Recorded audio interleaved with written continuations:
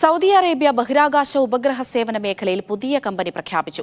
നിയോ space group എന്ന പേരിലാണ് company. Public investment ഫണ്ടിന് കീഴിലുള്ള കമ്പനി രാജ്യത്ത് ബഹിരാകാശ വ്യവസായ മേഖലയും ഉപഗ്രഹ സേവനങ്ങളും വികസിപ്പിക്കുന്നതിന് ലക്ഷ്യമിട്ടാണ് പ്രവർത്തിക്കുക. പ്രാദേശികമായും അന്തർദേശീയമായും സാറ്റലൈറ്റ് ബഹിരാകാശ സേവനങ്ങൾക്കായി നൂതനമായ പരിഹാരങ്ങൾ കണ്ടെത്തുകയാണ് ലക്ഷ്യം.